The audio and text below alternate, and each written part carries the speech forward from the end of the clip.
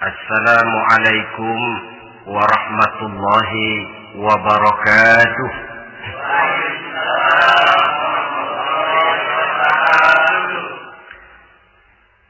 Alhamdulillahi rabbil alamin.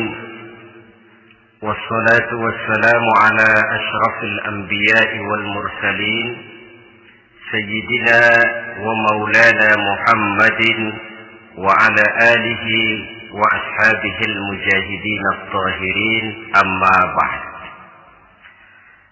Saudara hadirin kaum muslimin rahimakumullah. Dalam kehidupan sehari-hari kita selalu berhadapan dengan dua hal yang berlawanan, dengan dua hal yang kontroversial kata orang sekarang, yang kita diharuskan memilih satu di antara kedua hal itu. Sejak kita bangun tidur sampai kita tidur lagi, selalu kita hadapi dua persoalan itu. Yang benar dan yang salah, yang hak dan yang batil, yang pantas dan yang tercela, yang ma'ruf dan yang munkar. Persis seperti sebaik lagu yang lagi ngepop dan banyak dinyanyikan anak sekarang, madu di tangan kananmu katanya, racun di tangan kirimu. Tapi saya pikir-pikir bagaimanapun, kalau cuma sekedar madu di tangan kanan, racun di tangan kiri, adresnya jelas. Yang repot kalau kita sudah tidak tahu lagi mana yang madu, mana yang racun. Lebih celaka lagi di zaman sekarang, banyak racun mereknya madu. Kita terpedaya, kita terpesona, kita terpukau oleh racun yang bermerek madu ini. Kita minum dia yang akibatnya rawan di dalam kehidupan kita. Sangat banyak racun-racun yang terpancang di sepanjang perjalanan hidup kita ini. Dan dua di antara racun kehidupan itu akan kita bicarakan pada pertemuan kali ini, yakni arak dan judi, minuman keras dan judi.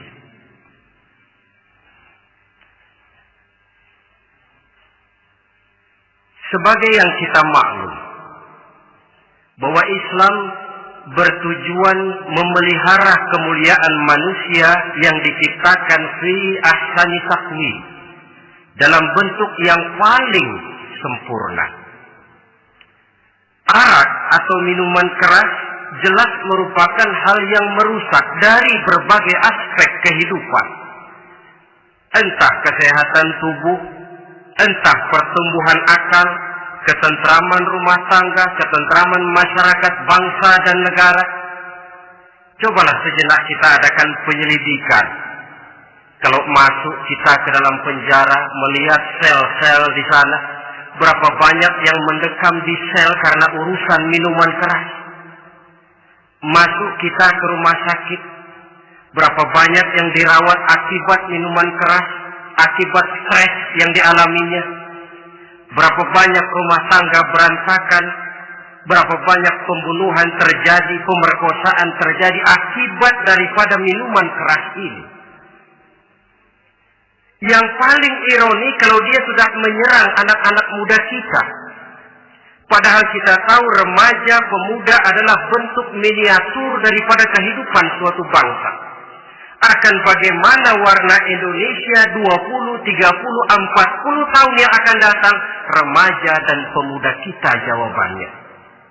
Bahkan dari segi agama pun, akan bagaimana warna Islam di Indonesia 20, 30 tahun yang akan datang, remaja itu pula jawabannya.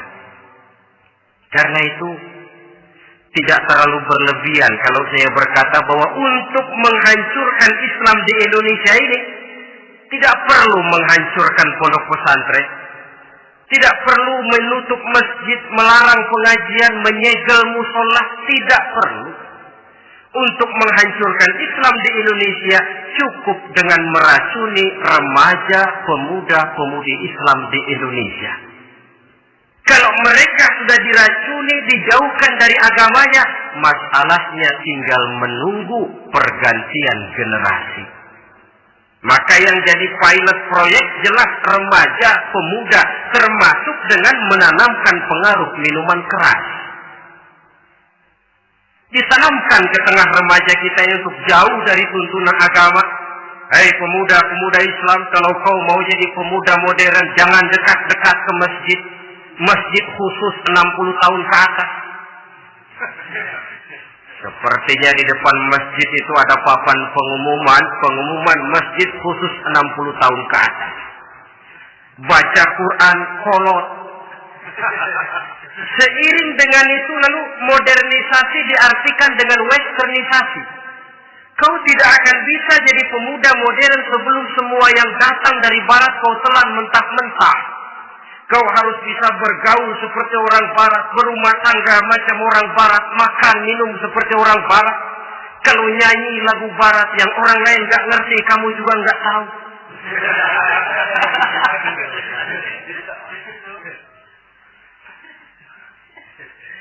Anutlah itu free love yang pada gilirannya akan mengarah kepada free sex alias samen-liven. Isaplah itu ganja, morfin, narkotik. Jikalau sudah terlena kita dengan itu, maka kehancuran suatu bangsa sesungguhnya sudah dimulai. Penyakit minuman keras ini bukan cuma penyakit zaman ini. Masyarakat yang dihadapi oleh Rasulullah Sallallahu Alaihi Wasallam 14 abad yang lalu juga masyarakat yang kemaruk dengan minuman keras. Arab jahiliyah kalau sudah minum arak mabuk, tidak cuma minum, dia mandi pakai arak. Sistem pendidikan yang disampaikan Islam bijaksana. Mula-mula diberikan gambaran bahwa arak itu walaupun ada manfaatnya tapi ada bahayanya, dan bahayanya jauh lebih besar daripada manfaatnya. Tahap kedua diberikan pesan jangan mendekati sholat dalam keadaan mabuk. Padahal sholat 1 hari 1 malam 5 kali artinya makin jauh saja dia dari arak itu. Pada saat kondisi iman sudah memungkinkan, barulah turun vonis bahwa arak itu najis, perbuatan setan, jauhi. Yang ironi yang saya katakan tadi, racun mereknya madu. Kadang-kadang kita dibuai dengan iklan yang tidak mendidik. Saya pernah lihat ada iklan misalnya, Anda ingin modern, majulah bersama minuman ini. Atau minuman ini lambang pergaulan dunia yang maju. Modern diukur dari minuman. Yang jadi korban akhirnya remaja dan pemuda-pemudi kita. Saya teringat satu analisa dari Rasulullah Sallallahu Alaihi Wasallam.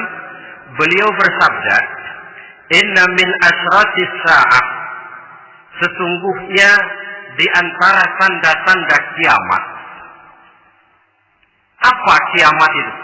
Dalam arti yang umum, kiamat itu saat di mana alam ini hancur, bumi gempa, air laut tumpah ke darat, gunung meletus, planet-planet bertabrakan, lalu semua yang bernama hidup mati.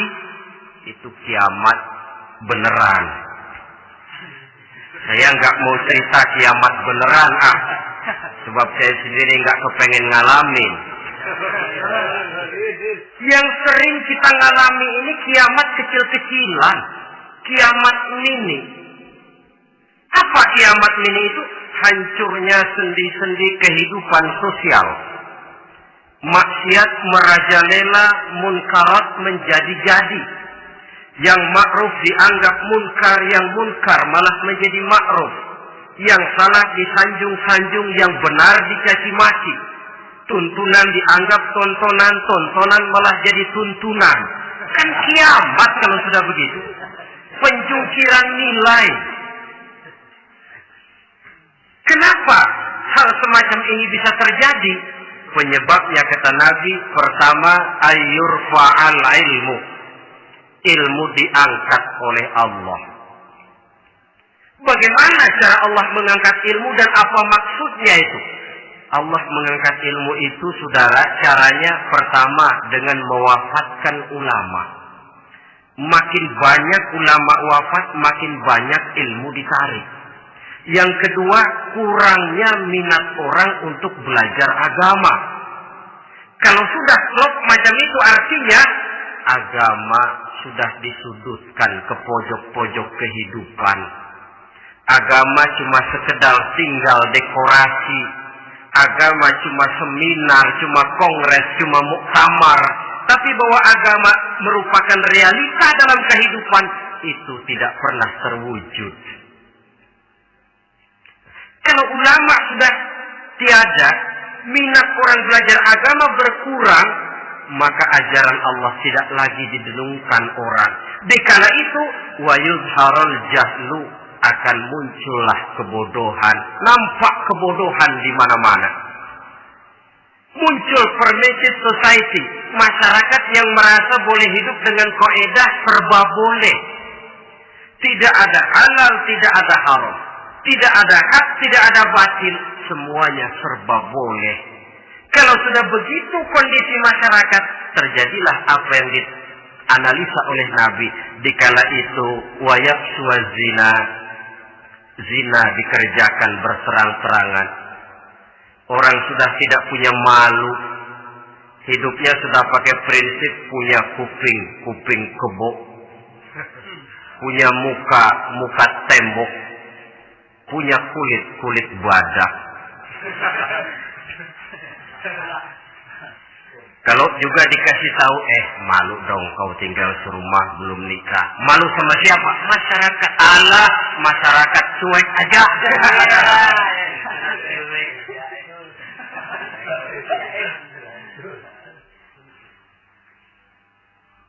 Bukankah realita kalau kita ikuti surat-surat kabar, berapa banyak sudah gadis-gadis bergelimpangan jadi korban? Berapa banyak bayi-bayi yang lahir ke alam ini tanpa harus tahu kemana dia mesti manggil bapak. Yang akhirnya mengalami keterakisan, dimasukkan ke dalam kantong plastik, dibuang ke tempat sampah. Kalau itu sudah terwujud, muncul efek negatif yang kedua. Wa yushrabal khamr. Arak, minuman keras jadi kebanggaan. Anak muda belum nyohor kalau belum bisa mabuk. Yang gak mabuk dianggap kolot. Kampungan loh. Bikin malu baru kena segelas aja udah miring. Cengeng. Temen kita hebat sampai nyungsep di got. Yang nyungsep hebat. Ya, kalau cuma yang hancur kehidupan pribadi. Tapi kalau sudah menyangkut masa depan, yang berarti masa depan suatu generasi adalah merupakan masa depan daripada suatu bangsa. Begitu kerasnya Islam ini melarang minuman keras. Sampai bukan cuma sekedar meminumnya saja yang diharamkan, tetapi juga dilarang mengimportnya, memproduksinya, membuka warung yang menjual minuman keras atau bekerja di tempat penjualan minuman keras. Ada juga yang nyerempet-nyerempet, Pak, kalau sedikit kan nggak apa-apa, nggak mabuk ini.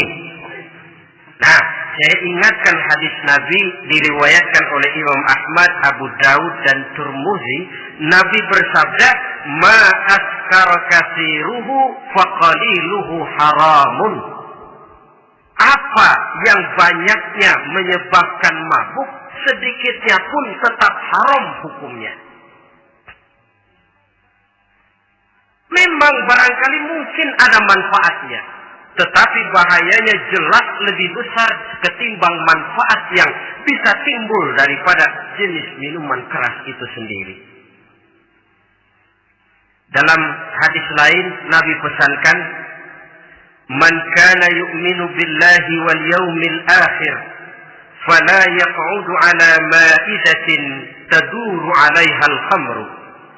Siapa yang beriman kepada Allah dan beriman kepada hari akhirat, jangan dia duduk di dalam satu pertemuan yang di dalam pertemuan itu diedarkan minuman keras. Masuk ke dalam lingkungan macam itu saja tidak diperkenankan. Kenapa? Asyariku fi syarri syarrun. Bersekutu dengan kejahatan, jahat juga hukumnya. Semalam kamu mabuk ya? Enggak, temen. Saya cuma ngebeliin aja kok. Apalagi ngebeliin.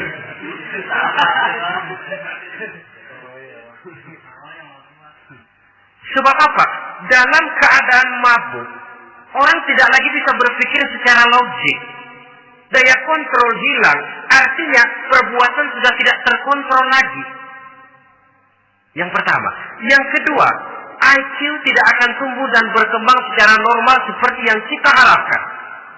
Yang ketiga, harga diri akan runtuh hancur di tengah masyarakat. Bayangkan kalau tengah malam kita digotong orang diantar ke rumah kita. Dengan kondisi macam itu masih punya muka kita untuk tegak di tengah masyarakat. Masih punya harapan kita untuk tumbuh menjadi pemimpin sementara orang terkenang. Ini kan yang kemarin malam gua gotong, dia lagi mabuk. Harga diri, kepribadian. Jangan lupa saudara, kita hidup di tengah masyarakat. Masyarakat itu punya hukum yang tidak tertulis, tapi lebih kuat dan lebih kejam daripada hukum tertulis. Orang bilang, sekali arang tercoreng di dahi, seumur hidup orang akan tetap ingat. Makanya Rasulullah dalam hadis memberikan tamsil untuk adik-adik remaja muslim ini, masalul mu'min kamasalin nahli. Perumpamaan orang yang beriman itu persis seperti tawon. Mentalitas orang mukmin persis tawon.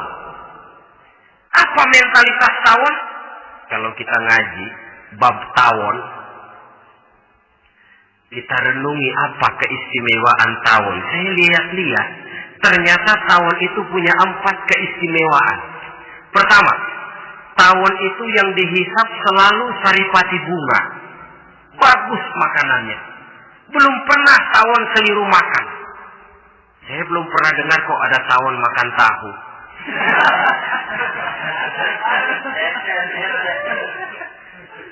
Yang dimakan selalu saripati bunga. Artinya apa? Orang mukmin perutnya itu perut selektif. Yang dimakan yang baik-baik, yang diminum yang baik-baik. Yang baik menurut agama itu adalah yang halal, thayyibat. Perutnya selektif, bukan perut asbab. Kalau asbab puntung apa saja masuk ke dalamnya. Tapi mukmin perutnya ini selektif. Daging kambing masuk, tahu masuk, kangkung masuk, kodok minggir. Air kelapa minum, kopi minum. Tapi kalau sudah berbau minuman keras, minggir. Sebab apa? Makanan dan minuman yang kita masukkan ke dalam perut besar ini akan digiling dalam perut besar, akan melahirkan energi, menggerakkan sel-sel pembuluh saraf. Kalau makanan dan minuman itu terdiri dari yang haram, energi yang ditimbulkan olehnya energi yang haram, mempengaruhi sel-sel pembuluh saraf. Orang akan cenderung berpikir yang haram kalau terlalu sering memakan makanan haram. Kalau sudah berpikir kepada yang haram, perbuatan pun akan mengarah kepada yang haram juga. Contoh kecil aja dah, ada nggak maling mikirin majelis taklim? Karena yang dimakan lebih banyak yang haram, yang dipikir paling-paling nanti malam rumah siapa lagi nih ya? Sudah mengarah ke sana.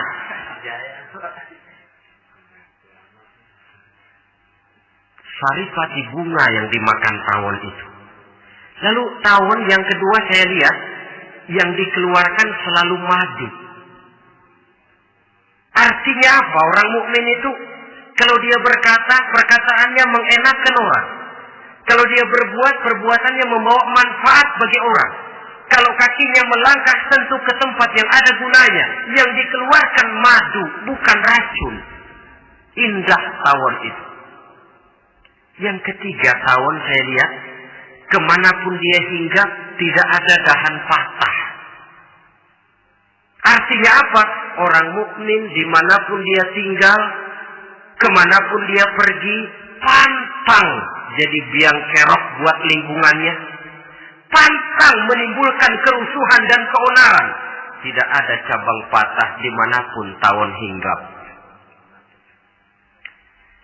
Tapi juga yang keempat, saya lihat-lihat tawon itu, jangan coba-coba diusik. Satu kali dia diusik, kemana orang lari? Nyilem masih ditungguin. Tawon. Tapi kalau nggak diusik, nggak ada tawon usil ke pasar nyariin orang. Ketika dia diusik, inilah saatnya saya harus mempertahankan kehormatan diri saya. Dia pun bangkit. Artinya apa? Orang mukmin tidak boleh nyari-nyari musuh. Tapi ketemu musuh tidak boleh lari. Musuh jangan dicari, bertemu pun jangan lari. Mentalitas orang mukmin seperti tawon. Yang dimakan baik, yang dikeluarkan baik. Kemana dia tinggal tidak menimbulkan keonaran buat masyarakat, tapi juga sanggup menjaga dan mempertahankan kehormatan dirinya. Kalau konteksnya dengan masalah yang sedang kita bicarakan, minuman keras. Saya katakan tadi, kita kadang-kadang salah pilih, tertipu oleh racun yang bermerek madu. Ada minuman empuk, nyari yang keras. Salah pilih. Ketahuan orang bikin pel buat anjing, manusia yang nelen. Akhirnya miring kayak anjing. Saudara, mari kita renungi An-Nisa ayat 140. Allah Subhanahu wa ta'ala mengingatkan, "Qad nazzala 'alaikum fil kitab an idza sami'tum ayati Allahi yukfaru biha wa yustahza'u biha fala taq'udu ma'ahum hatta yaqudu fi haditsin ghairi innakum idzam mithluhum." Sungguh kata Allah, telah diturunkan kitab Al-Quran ini kepada kamu, yang apabila kamu dengar ayat-ayat Allah itu diingkari orang, diejek-ejek orang, fala taqudu ma'ahum, jangan kamu duduk bersama orang-orang semacam itu. Bagaimana mengejek ayat-ayat Allah? Misalnya, tahu kalau minuman keras itu diharamkan, tapi masih minum juga, itu kan mengejek ayat namanya. Duduk di majelis semacam itu dilarang oleh Quran. Kenapa? Innakum idzam mithluhum. Kalau kamu juga duduk di majelis semacam itu, kau dan mereka sama saja, kata Quran. Sama saja. Tahu kalau minuman yang memabukkan itu diharamkan agama, tapi minumnya juga mengejek ayat Allah. Duduk di tengah kelompok mereka berarti ikut mengejek ayat Allah. Dekat saja pun jangan, entahlah lagi sampai meminumnya. Maaf, bukankah Allah menurunkan Al-Quran kepada manusia, kata Imam Al-Ghazali, persis, maaflah, seperti gubernur berkirim surat kepada Pak Lurah.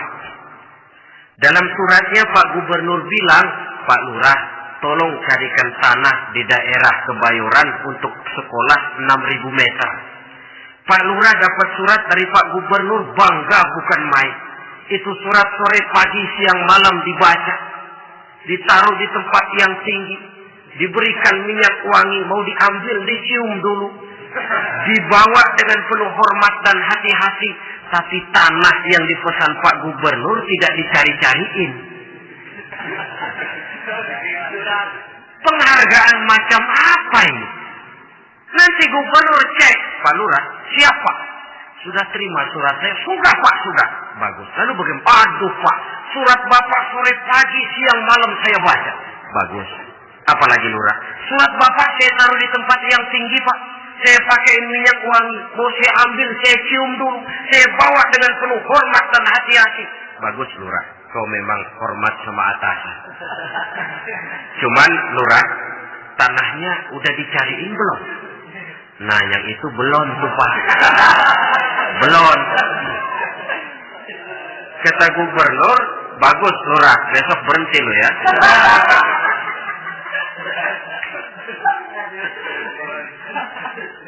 Membacanya memang penting. Al-muta'abbad bitilawatihi, beribadah dari sebab membacanya. Tapi setelah kita baca, kita tahu isinya. What next? Mau apa kita dengan isinya itu? Jangan yang kita baca kita injak-injak. Itulah ironinya. Bagaimana Quran itu mau membawa keberkahan dalam hidup ini? Kalau yang kita baca sering kita injak-injak. Dalam kehidupan kita baca ayat wa ahallallahu al-bai'a wa harrama riba. Allah halalkan jual beli, Allah haramkan riba, tapi renten ditelan terus.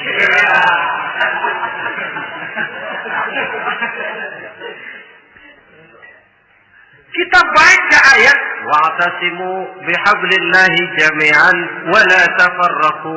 Berpegang teguhlah kamu kepada tali Allah, jangan bercerai-berai. Tapi sesama muslim pelotot-pelototan jalan terus. Janganlah yang sesama muslim kadang-kadang yang mengklaim dirinya sebagai pemimpin Islam kelihatannya juga sikut-sikutan jalan terus.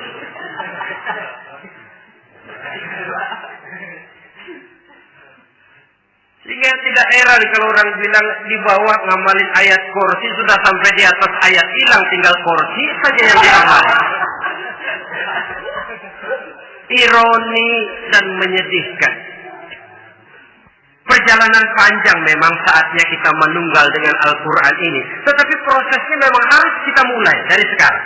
Perkara kapan proses ini selesai, itu bukan masalah kita. Tapi bahwa kita sudah memulai suatu proses, itulah yang diharapkan. Hadirin yang saya hormati, oleh karena kerasnya peringatan Islam terhadap minuman keras, pernah satu hari seorang lapor kepada Khalifah Umar bin Abdul Aziz bahwa ada sekelompok orang berkumpul meminum minuman keras. Kata Khalifah Umar bin Abdul Aziz, zera mereka, hukum, cepat. Ya Khalifah, kenapa? Di tengah mereka ada juga orang yang Ramadan biasa puasa. Begitu, iya, yang biasa puasa duluan hukum. Kenapa? Mengerti memang lebih besar resikonya daripada tidak mengerti. Kalau yang tidak mengerti dilatar belakangi oleh kebodohan, barangkali masih bisa ditolerir, masih bisa dimaklumi. Ini toh sudah tahu mau puasa, kenapa berkumpul di majelis yang ada minuman keras? Tapi memang kelompok ini kan memang selalu ada. Kita lihat dalam masyarakat itu kan ada 4 kelas. Pertama, ada orang yang tahu perintah dan tahu larangan. Ini the first class, kelompok terbaik. Perintah tahu, dia kerjakan. Larangan tahu, dia jauhi. Ini orang terbaik. Yang kedua, ada orang tahu perintah tapi tidak tahu larangan. Perintah tahu, larangan tidak tahu. Sholat mau, puasa mau, zakat fitrah bayar, nyolong mau, mabuk ayo. Perintah tahu tapi larangan tidak tahu, akhirnya semua dikerjain. Barangkali yang rada bingung malaikat bagaimana nyatatnya ini, kotor absen.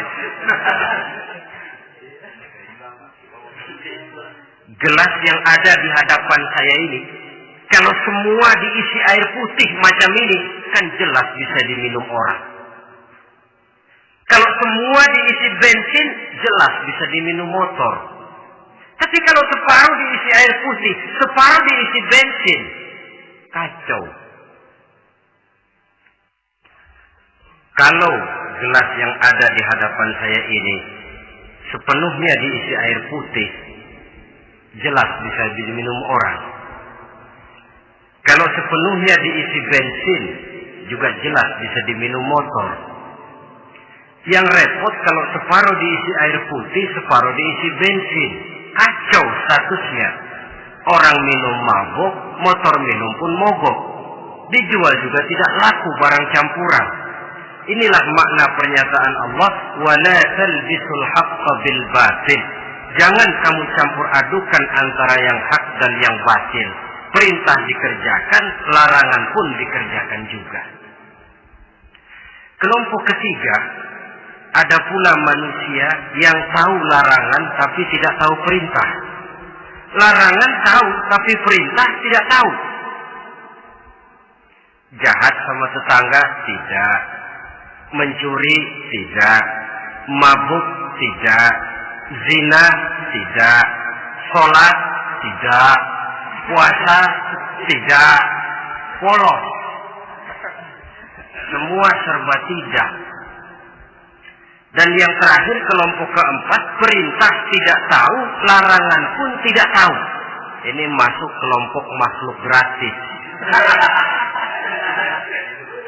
Misalnya kambing, ayam, kerbau, itu kan makhluk-makhluk yang memang perintah tidak tahu, pun larangan juga tidak tahu.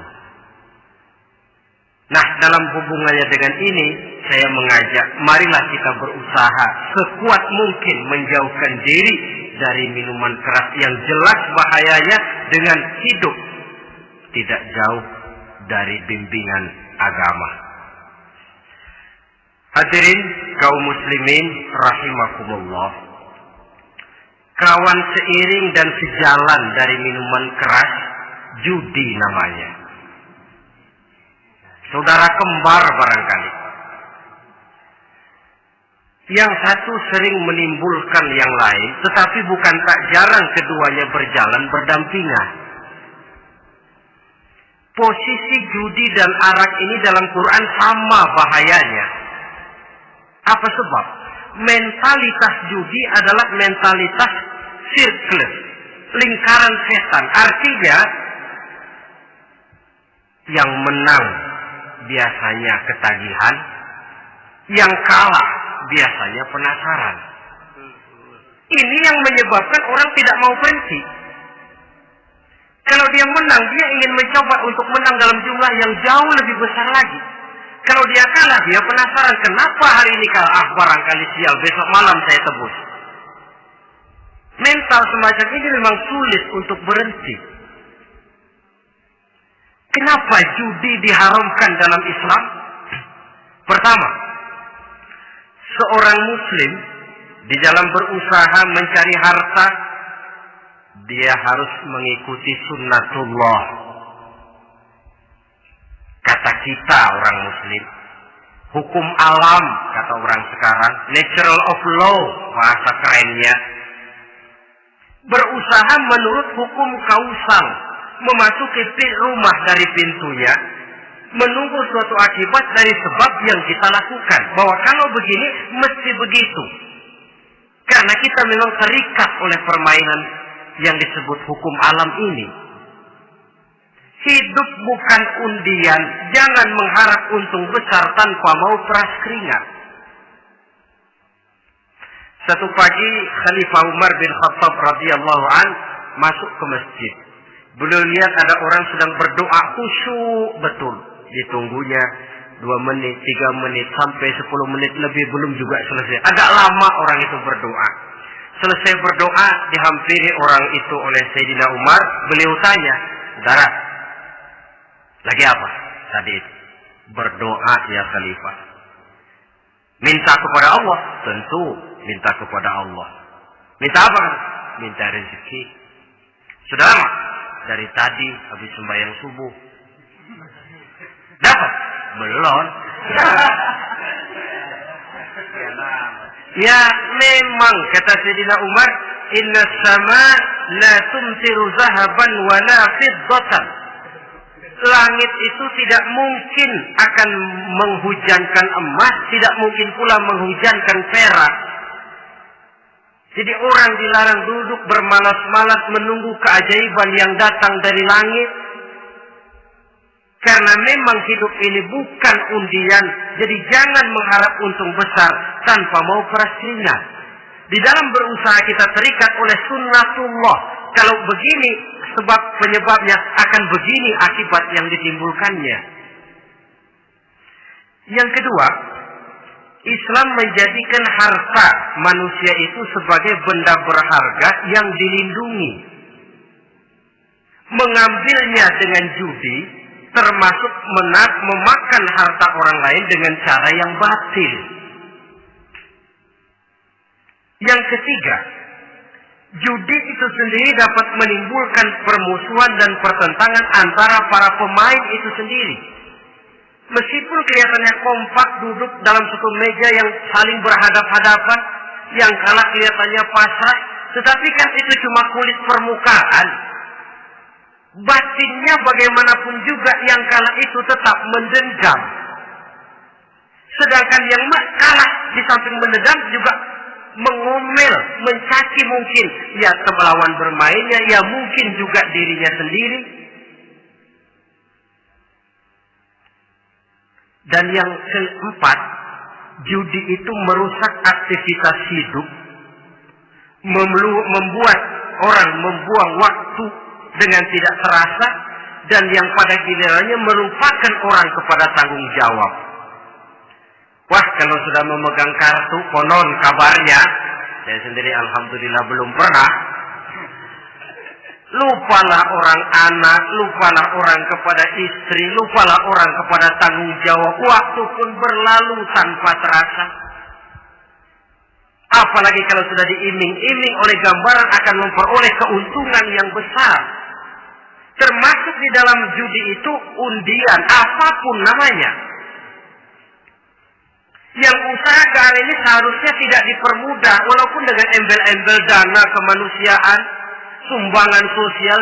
Saya tidak begitu yakin, saudara, bahwa bangsa Indonesia ini sudah begitu menipis rasa kemanusiaannya, sehingga untuk berlaku sosial mesti diimbangi dengan hadiah sekian juta rupiah. Saya tidak percaya bahwa umat Islam di Indonesia sudah begitu tipis rasa kasih sayangnya kepada sesama, sehingga sulit mengeluarkan bantuan kalau tidak diimbangi dengan hadiah yang sekian puluh juta rupiah.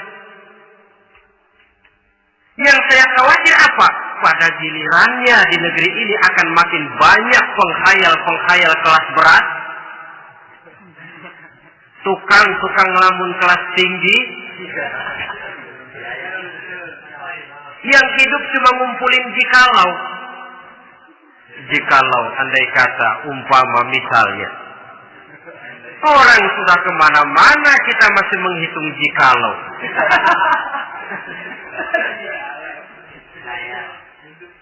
Orang boleh saja mengharap burung terbang tinggi, tapi punai di tangan jangan dulu dilepas.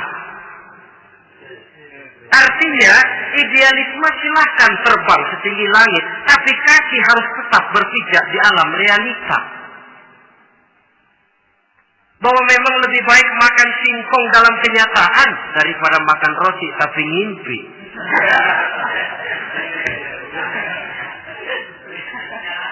Kadang anaknya menangis, Pak minta jajan, ada uang 200 rupiah. Sudahlah sabar, kau jangan jajan, nanti bapak beliin kalau tembus 100 juta nih.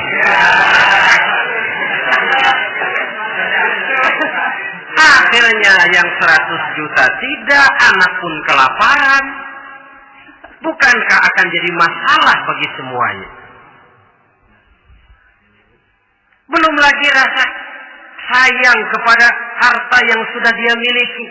Entah itu tanah, rumah, kendaraan. Kalau sudah kadung kala di meja judi, hilang rasa sayang kepada benda itu. Ada rumah-rumahnya dilelang, ada kendaraan-kendaraan jadi taruhan. Ada jam tangan pun copot tanpa terasa. Maka berapa banyak rumah tangga berantakan, istri minta cerai, orang jadi nekat merampok, orang jadi nekat mencuri, korupsi kalau dia pejabat.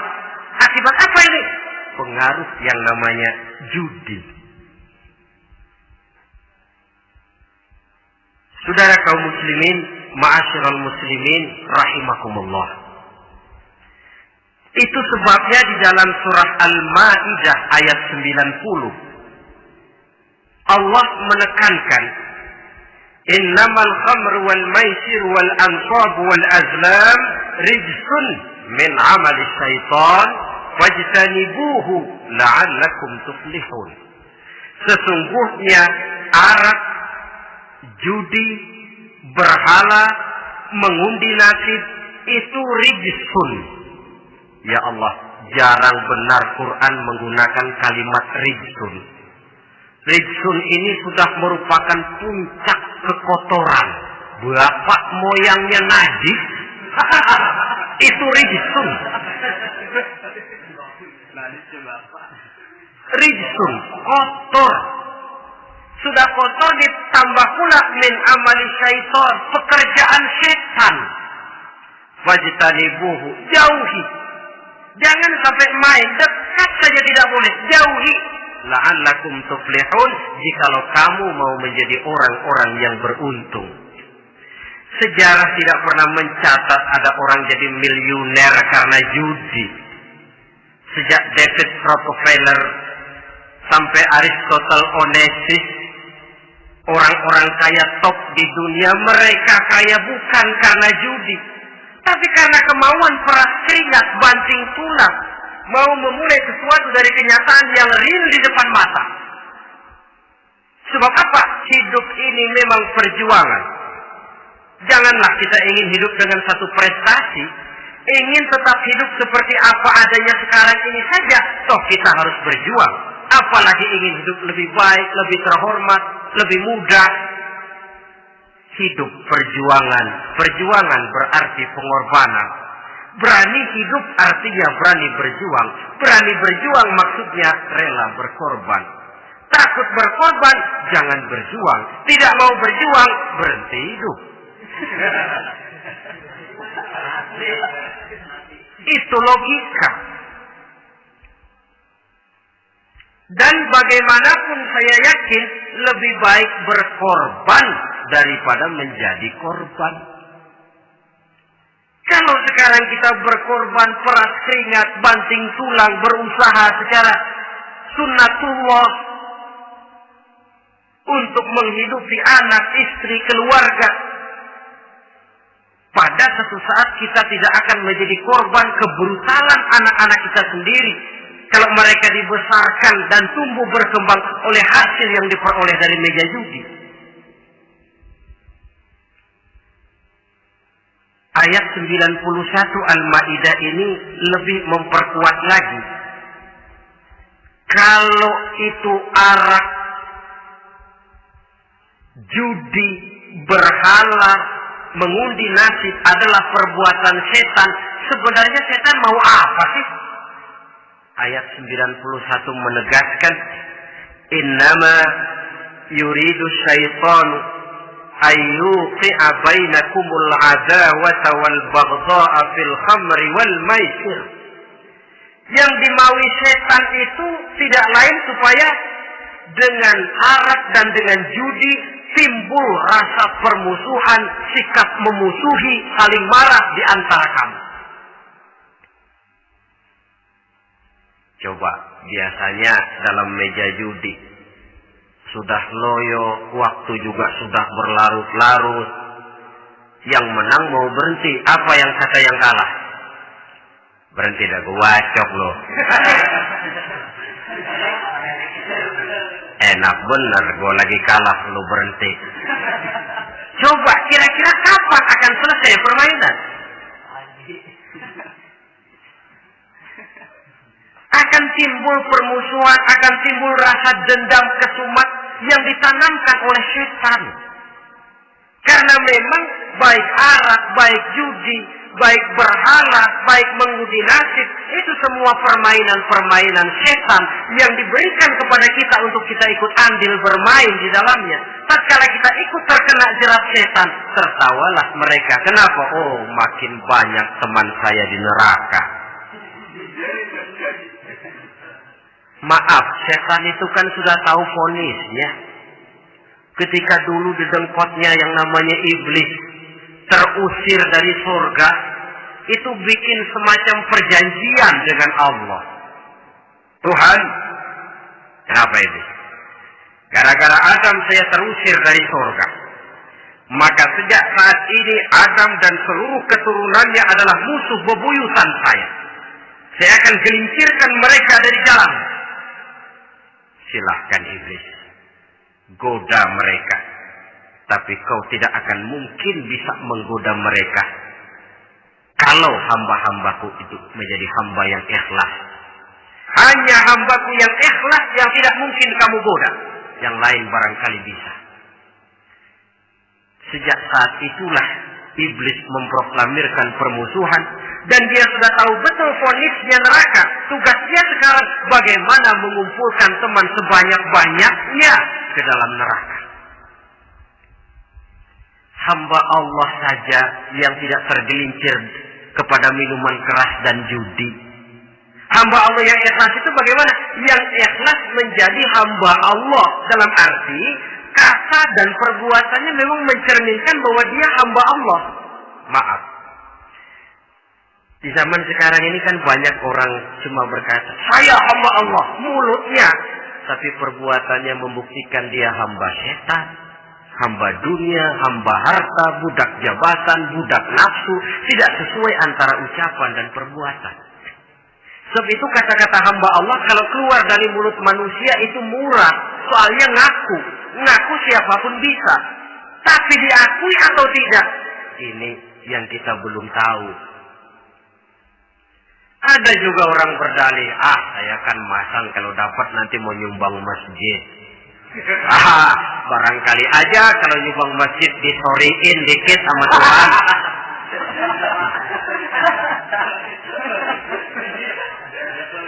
Apa bisa begitu? Saudara, kita tidak mungkin mencuci kain dengan air najis. Innallaha thayyibun, kata Nabi, la yaqbalu illa thayyiba. Allah itu baik dan hanya menerima yang baik. Bahwa dalam Islam tujuan yang baik harus dicapai dengan prosedur yang baik. Bahwa niat menyumbang masjid bagus, tapi hasil daripada judi atau undian tidak akan menyampaikan kita kepada tujuan itu. Tidak boleh mencuri kain walaupun niatnya untuk sholat. Kalau nyolong kain niatnya buat sembahyang, dimaafin kali. Walaupun sholatnya sah, mencuri kainnya tetap saja dosa. Islam tidak menghalalkan segala cara untuk mencapai suatu tujuan. Bahwa tujuan yang baik harus dicapai dengan cara yang baik juga. Dan penyakit judi ini juga bukan penyakit baru. Sejak dulu. Masa jahiliyah judi mereka, saya kira kalau Las Vegas, kota judi Amerika saja barangkali masih kalah dengan cara judi jahiliyah dulu. Mereka kalau sudah judi itu uang. Habis uang, ada punya tanah, pasang, taruhan. Habis tanah, ada rumah, rumahnya dipasang. Apalagi yang ada? Ternak unta dipertaruhkan. Harta habis, rumah ludes, kebun binasa, ada istri juga dipasangin. Judi.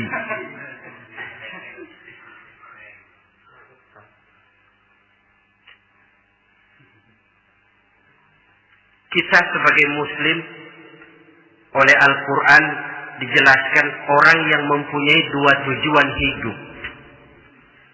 Pertama tujuan jangka pendek, yang kedua tujuan jangka panjang. Tujuan jangka pendek dunia dan seluruh isinya.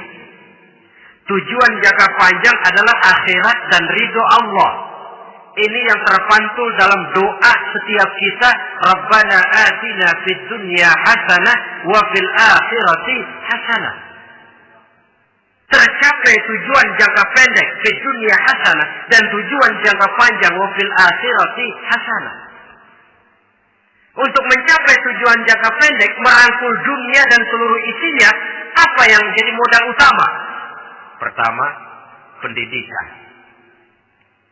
Makin tinggi jenjang karier pendidikan yang kita tempuh, rasa-rasanya makin mudah menjangkau dunia dan isinya. Yang kedua, pengalaman, tenaga expert masih tetap diperlukan. Makin banyak pengalaman, makin mudah menjangkau dunia. Yang ketiga, dan ini ada tapi tidak bisa dijadikan pegangan, faktor nasib. Faktor kebetulan ada, tapi tidak bisa dijadikan pegangan mutlak. Pendidikan, pengalaman, ingin menjangkau fi dunia hasanah. Ini modal utama.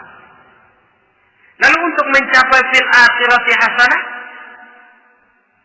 prestasi ibadah. Bagaimanapun tinggi pangkat dan jabatan kita, bagaimanapun banyak gelar kita sandang, tanpa prestasi ibadah, nol besar kita dalam pandangan Allah. Itu sebabnya kita sholat. Jadi tidak beralasan kalau orang ditanya, kenapa sih kamu nggak sholat? Tetangga saya sholat melarat terus. Memang sholat itu bukan untuk mencari uang kok. Kalau ada orang yang rajin sholat, rezekinya kelihatan lancar, itu cuma sekedar persekot. Uang muka, cashnya tetap di akhirat nanti. Efeknya apa? Karena kita punya tujuan jangka panjang, mengharap ridho Allah di akhirat. Cara kita mencapai tujuan jangka pendek dibatasi oleh pertanyaan, Allah ridho apa enggak? Kita cari uang, tapi pertanyaan pokok, Allah ridho enggak cara ini? Kita mengejar kedudukan, tapi Allah ridho enggak dengan cara ini? Ini yang menyebabkan kita lantas tidak lalu menghalalkan segala cara. Yang penting tujuan tercapai cara apapun halal. PKI. Kan cuma PKI yang berprinsip asal tujuan tercapai cara apapun halal. Dan kita sudah sepakat PKI dan seluruh ajarannya tidak berhak hidup di bumi Pancasila ini. Cuma jangan sekedar PKI-nya dikutuk tapi ajarannya dipakai.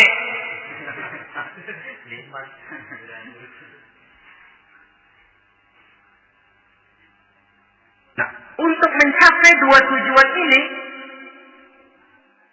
Islam mengajarkan sistem keseimbangan.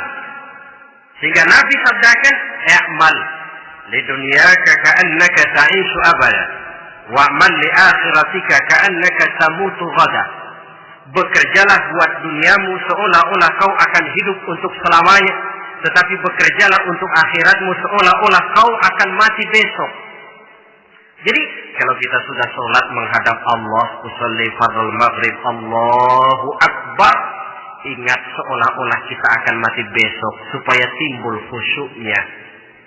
Tapi kalau kita sudah bekerja, kuliah, bekerja, belajar di tempat tugas, ingat seolah-olah kita akan hidup selamanya supaya timbul gairah kerja. Jangan dibalik. Di kantor ingat mati, lemas terus. Ngapain kerja sungguh-sungguh bakalan mati. Lagi sholat ingat Duta Merlin, Altiron Plaza, ya kacau. Salah pasang, tidak pada tempatnya. Untuk mencapai fi dunia hasanah ini, Islam mengajarkan tempuh jalur yang mengikuti sunnatullah. Itu yang dihargai oleh agama. Terikat oleh hukum kausal bahwa kalau ini yang saya usahakan hasilnya akan begini. Perkara nanti hasil tidak seperti yang kita harapkan, baik sangkalah kita kepada Allah. Sebab kita tidak tahu rahasia apa di belakang itu. Kadang orang mengeluh, habis saya rajin sholat tapi rezeki seret, berhenti aja dah. Kita tidak tahu rahasia di belakang itu. Pernah hadirin, satu hari seorang petani, dia selesai bekerja di ladang, istirahat. Dia tidur di bawah sebuah pohon beringin. Di sebelah pohon beringin itu ada pohon labu.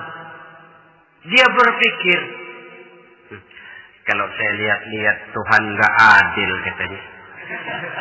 Masa pohon beringin pohonnya besar, buahnya kecil. Pohon labu pohonnya kecil, buahnya gede. Tuhan bukan arsitek ulung ini.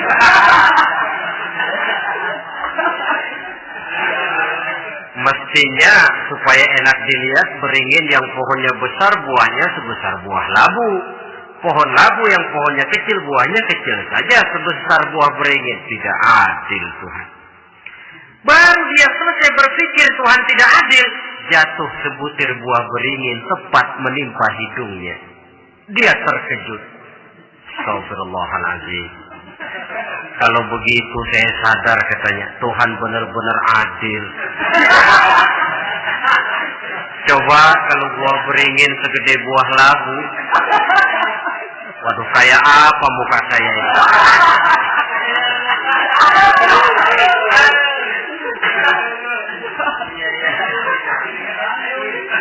Baru terbuka pandangan matanya setelah berhadapan dengan kenyataan. Baru keluar respek. Allah benar-benar adil. Padahal semenit yang lalu dia masih berkata, Tuhan bukan arsitek ulu. Tapi semenit kemudian setelah berhadapan dengan kenyataan yang real dia hadapi, Allah benar-benar adil.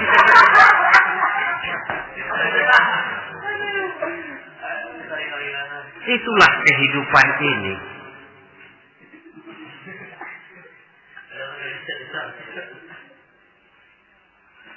Saudara hadirin yang saya hormati, karena itu baik arak, baik judi, dua-duanya merupakan bahaya laten yang tidak hanya mengancam kehidupan agama, tetapi juga masyarakat, bangsa, dan negara, apalagi kalau sudah jatuh kepada generasi penerus.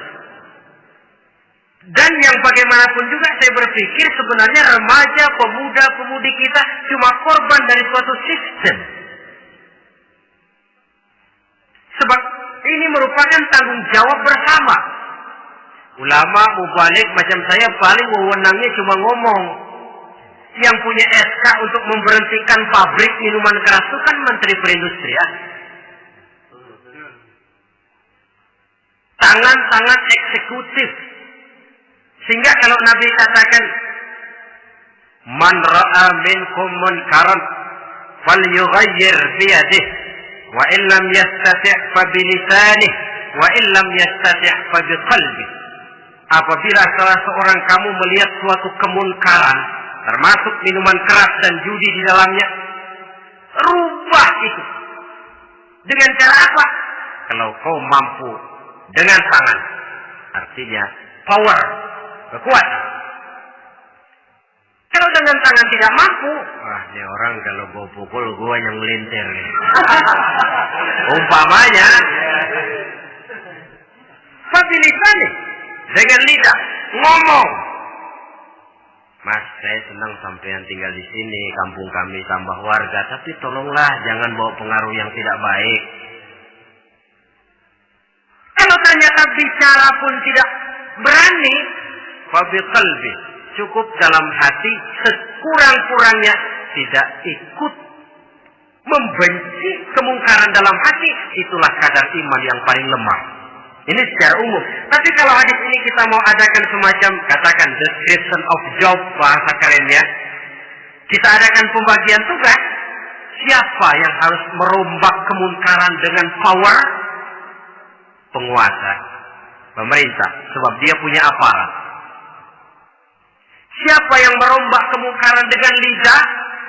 Ulama, kiai, mubalik, ngomong. Siapa yang hanya merubah kemungkaran dalam hati? Kita umumnya rakyat lemah ini.